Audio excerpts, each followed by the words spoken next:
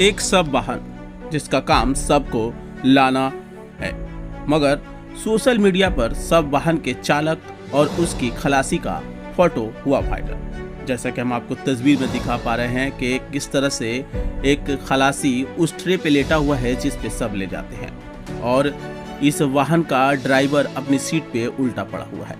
हम आपको बताते चले ये घटना सामने आई है जिला हुगली से। जिला हुगली के उत्तरपाड़ा नगर पालिका के अंतर्गत संचालित महामाया शिशु एवं मातृ मंगल केंद्र के सब वाहन चालक और सहायक शराब के नशे में बेसुध हालत में पाए गए।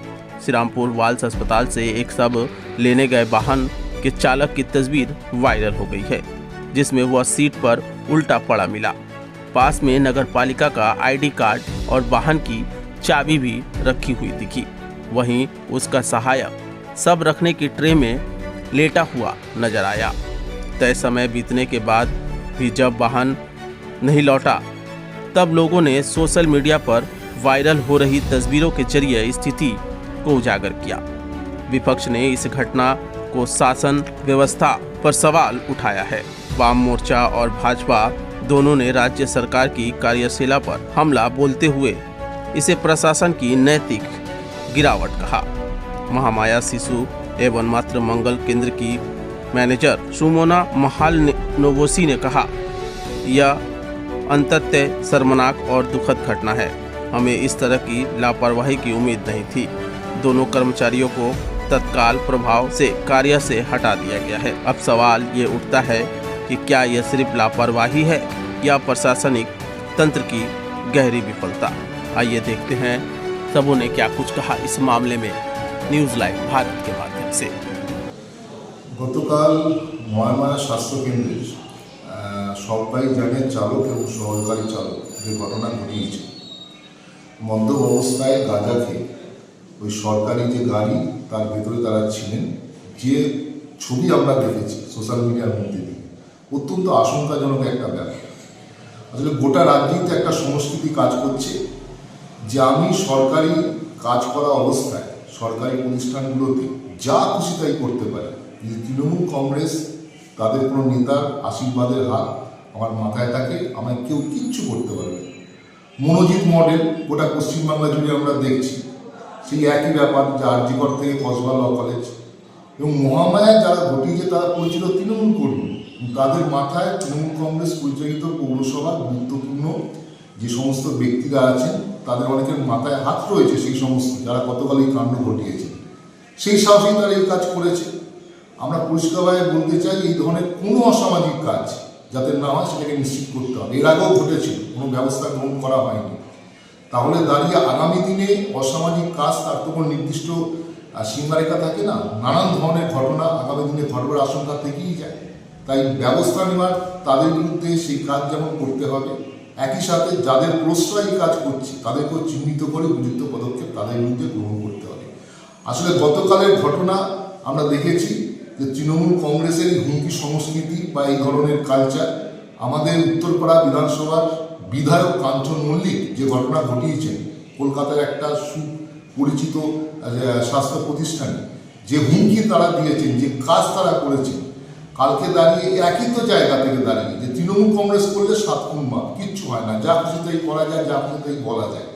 একই ঘটনা, সেই সংস্কৃতি আমাদের এখানে আমরা দেখতে পাচ্ছি। আমরা এই ঘটনার তীব্র নিন্দা করছি এবং উপযুক্ত পদক্ষেপ দ্রুত যাতে গ্রহণ করা হয় সেই দাবি রাখছি। আপনার নাম? আভাস হোসেন। আজকে একটা আমরা ভিডিও দেখেছি যেখানে মরা গাড়ির ভিতরে বসে মহামায়া হসপিটালে দুজন মদ খাচ্ছে, একজন ওই মরা গাড়ির ভিতরে ঘুমিয়ে গেছেন মদ খেয়ে খেয়ে। এইটা পশ্চিমবাংলার জন্য কোনো নতুন কালচার নেই। আজকে যে হিসাবে এরা টিএমসি গভর্নমেন্ট মদের উপরে তো গভর্নমেন্ট টিকে আছে, সব কলকারখানা বন্ধ হয়ে যাচ্ছে, মদের টাকা ওরা তো গভর্নমেন্টকে হেল্প করছে, মদের ট্যাক্সেই সরকার চলছে। আর আপনারা হসপিটালকে কিভাবে বেইজ্জত করা যায় এটা এই টিএমসি নেতারা, গতকাল আপনি দেখেছেন মানে আমাদের উত্তরপাড়া এমএলএ একটা হসপিটালে একটা বড় ডক্টরকে কি হিসাবে উল্টোপাল্টা কথা বলেছেন, ওদেরকে বেইজ্জত করেছেন।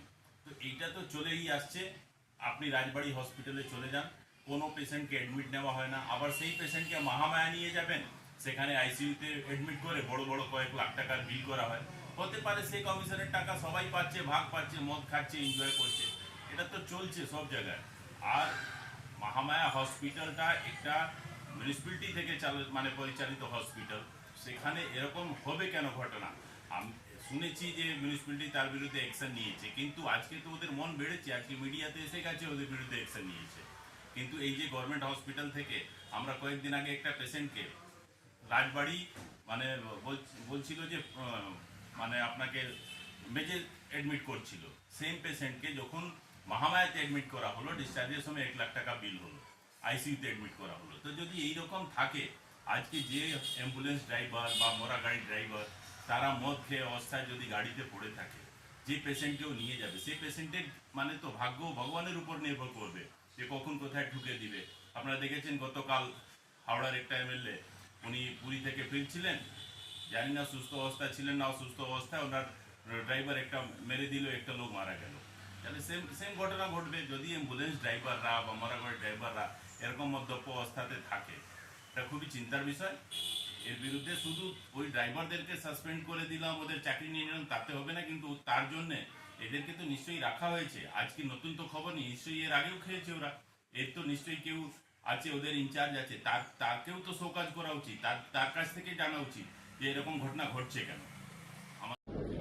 হ্যাঁ, আমরা এটা জানতে পেরেছি, দেখেছি, এটা আমাদের কাছে খুবই পেইনফুল। আমাদেরও এটা এক্সপেকটেশন ছিল না।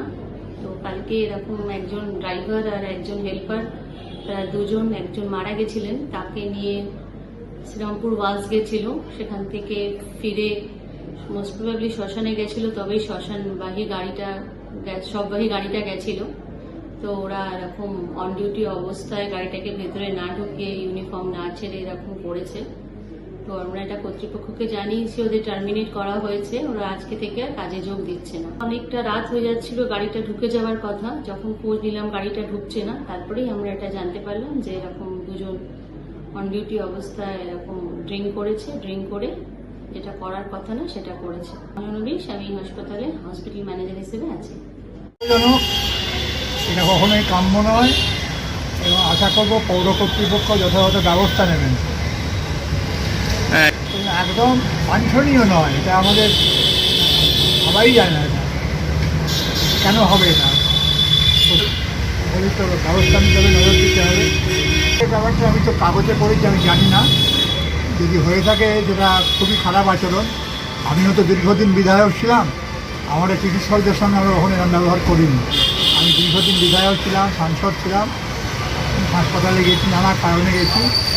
যাই হোক, এটা আমি তো কাগজে পড়েছি, জানি না ব্যাপারটা কী। যদি হয়ে থাকে এটা খুবই দুঃখজনক ও নিন্দনীয়। ভাবাই যাচ্ছে না আমাদের মতন পৌরসভা এটা হবে কেন। আমি আশা করব পৌর কর্তৃপক্ষ যথাযথ ব্যবস্থা নেবেন। আপনার নাম? আমার নাম সন্তোষী চট্টোপাধ্যায়।